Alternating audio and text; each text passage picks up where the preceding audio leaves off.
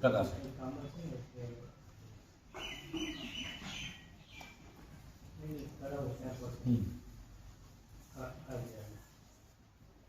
સમાજ અને સંત અલગ ન હોઈ શકે.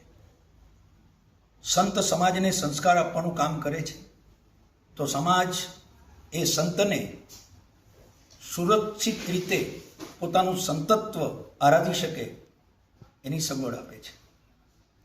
સમાજની કોઈ પણ ઘટના બને એનાથી સંતો દૂર ન રહી શકે, કારણ કે સંત અને સમાજ સંકળાયેલા છે. અને એનાથી આગળ કહીએ તો સંત પણ સમાજમાંથી આવ્યા હોય છે.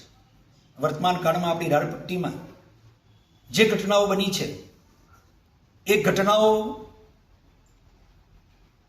અમે સાધુ બન્યા પછી પણ એને પચાવવી ભારે પડી એમ લાગે છે.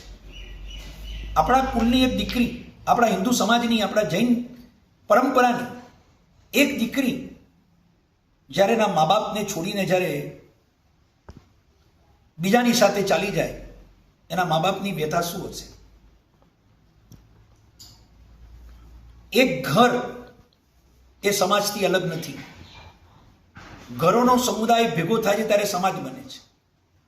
આખા સમાજે એક ઘર પર આવેલી આફતને આજે પોતાની સમજી છે અને સમજીને આખો સમાજ આજે જે રીતે જોશપૂર્વક ભેગો થયો છે એનાથી અનુમાન થઈ શકે વિશ્વાસપૂર્વક કે આવતીકાલ આ બધી દુર્ઘટનાઓ નહીં બની શકે. અત્યાર સુધી બની એનું કારણ એક જ, આપણો સમાજ ઊંઘમાં હતો, લાપરવાહીમાં હતો, એને એની પડી નહોતી. થોડીક વાત કડવી લાગશે,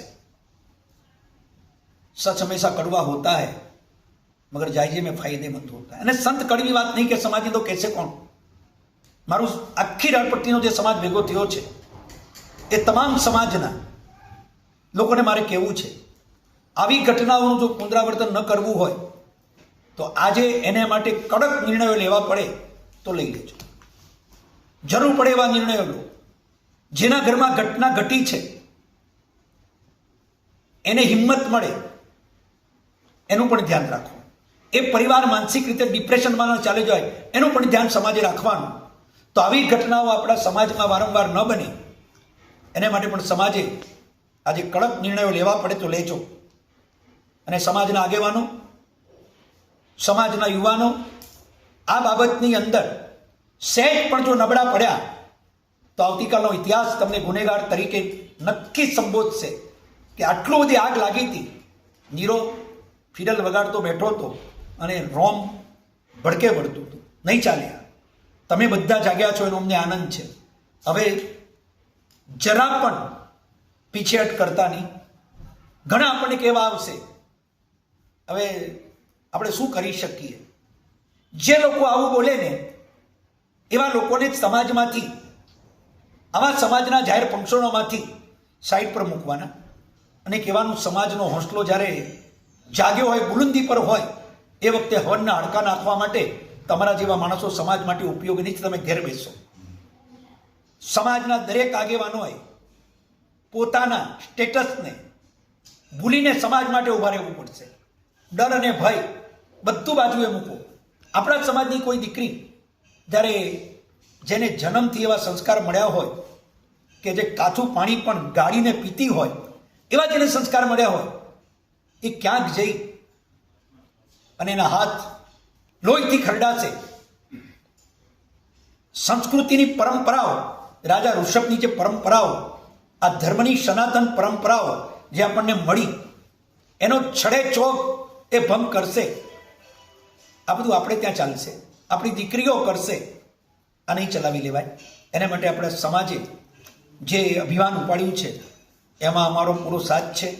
અને અભિયાન આપણે માટે એક પ્રાઉડનો વિષય બની જવો જોઈએ કે અમારા માટે સમાજ એટલો બધો જાગૃત બન્યો છે કે અમારા ઘરની, અમારા ગામની, અમારા સમાજની, અમારી સંસ્કૃતિની એક પણ દીકરી હવે પોતાની વાટ ઠેકીને ક્યાંય પણ નહીં જાય. આટલું જો થશે, આવા જ કંઈ નિર્ણયો જો આજે લેવાશે તો એક દૂર બેઠા બેઠા પણ રાળપટ્ટીની માટીનો અમારી અંદર પણ કંઈક અંશ છે, રાળપટ્ટી અમારી જન્મભૂમિ છે, તો અમને પણ સંતોષ થશે કે જે માટીમાં અમે પેદા થયા એની કોઈક દીકરી માટીમાં મળતી હોય અને પર માટીમાં જતી હોય તેને રોકવા માટે અમે પણ અમારું કંઈક બે શબ્દોનું બલિદાન આપ્યું છે. અહીં બેઠા બેઠા અમે શું કરી શકીએ? અમે તમને જ કહીશું, તમારા લેવલ પર જેટલું થાય એટલું કરો, કોઈ ગભરાવાની જરૂર નથી. આખો સમાજ, આખો દેશ આપણી સાથે છે. આ કોઈ વ્યક્તિગત ઘટનાથી, આ સામાજિક ઘટના છે. આ કોઈ પારિવારિક ઘટના પણ નથી, આ સામાજિક ઘટના છે. આપણી પરંપરાને માટે આ જોખમ છે. એને માટે આજે આપણે જાગશું અને જો પગલાં લઈશું તો આવતીકાલે આ દુર્ઘટનાઓ બંધ થશે. બાકી સમાજ જો આ જાગ્યો છે એ જો મોડો પડશે તો આવતીકાલે આવી દુર્ઘટનાઓ ફરી સમાજની સામે આવશે અને કયું ઘર ક્યારે સળગશે એની કોઈ ખબર નહીં પડે. કોઈ એમ નહીં સમજતા કે આ તો એને ત્યાં થયું છે, આપણે ત્યાં શું.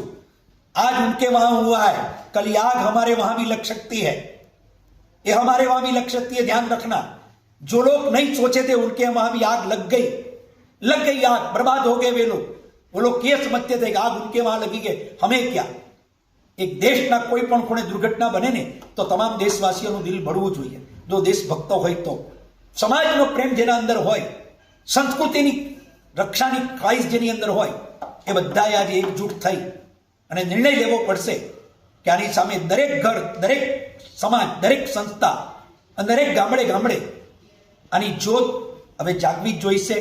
અને કદાચ કોઈને એમ લાગે આ તો આપ ફાડું છે, શું કરશું, એક બે લાઈન લખીને મારું વક્તવ્ય પૂરું કરું. हाथ बांधे क्यों खड़े हो, हाथ बांधे क्यों खड़े हो, हादसों के सामने हादसे कुछ भी नहीं है हौसले के सामने. સમાજનો હોંસલો બુલંદ થઈ જાય તો શું ન કરી શકે માણસ. એક સાધ્વીજીને લઈ ગયા હતા, સરસ્વતીજીને ઉપાડી, અને એક આચાર્ય મહારાજ યુદ્ધના મેદાન સુધી પહોંચી ગયા. આપણી દીકરીઓ લઈ જઈને આપણને કંઈ પડી ન હોય, જે કરવું પડે, જ્યાં જવું પડે એ બધું જ કરવું. આપણા ઔચિત્યને, આપણા વિવેકને, આપણી બુદ્ધિમત્તાને સબૂત રાખીને જે પણ કરવું પડે અને યોગ્ય એ બધું કરવું જ જોઈશે. અને નહીં તો એટલું ધ્યાન રાખજો, આજે કોક ઘરમાં, કોક બીજા ઘરમાં ભેગું થયું છે, આવતીકાલે સમાજમાં આવી ઘટનાઓની પરંપરા ચાલશે. કારણ કે ઘણું ગયું છે પણ ઘણું હજુ બાકી છે. હવે એક પણ દીકરી, આપણી રાળપટ્ટીની એક પણ દીકરી, આપણા હિન્દુ સમાજની એક પણ દીકરી ધર્માંતર ન પામે, સમાજ અંતર ન પામે અને આપણી દીકરી એના સ્વધર્મની અંદર સ્થિર રહે, એને માટે દરેક દેશપ્રેમીઓને, રાળપટ્ટીની તમામ પ્રજાને મારે કહેવું છે કે ખભે ખભા મિલાવી અને સાથ દેજો. આ બધાને લાગતો ઓળખતો પ્રશ્ન છે. બધા ભેગા રહી આને માટે જરા પણ પાછા પડતા નહીં તો આપણે સમાજમાં ઘણીવાર એવું હોય છે, દોડીએ છે બધા, પછી બધા જ બેસી જાય અને જે થવાનું હોય એ છેલ્લે થઈને રહે છે. આ વખતે તમારે બેસવાનું નથી, આ વખતે તમારે સુવાનું નથી. इस बार पीछे मुड़ना नहीं है. માથું ઉચકે છે પરપોટો ત્યારે એને ફૂટવાનો દર નથી હોતો. માથું ઉચકે છે જ્યારે પરપોટો ત્યારે એને ફૂટવાનો દર નથી હોતો. તલવાર ઉચકે છે જ્યારે ક્ષત્રિય, એને હારવાનો સવાલ નથી હોતો. એકવાર ઉચકાઈ જાઓ, જીત આપણી છે. કારણ કે ધર્મ આપણા પક્ષે છે, શ્રદ્ધા, ધર્મ અને સચ્ચાઈ આપણા પક્ષે છે. આપણા પક્ષે હાર છે જ નહીં એટલું માની અને આપણે દોડીએ. તમે સૂઈ ન શકો એવી અમારી પરમાત્માને પ્રાર્થના. તમે કામ પૂરું કરી દો. હવે રાળપટ્ટીના ઇતિહાસમાં એક પણ દીકરી આ કાર્ય ન કરે, આવું અકાર્ય ન કરી શકે. એને માટે જે સ્ટેપ લેવા પડે લઈ લો.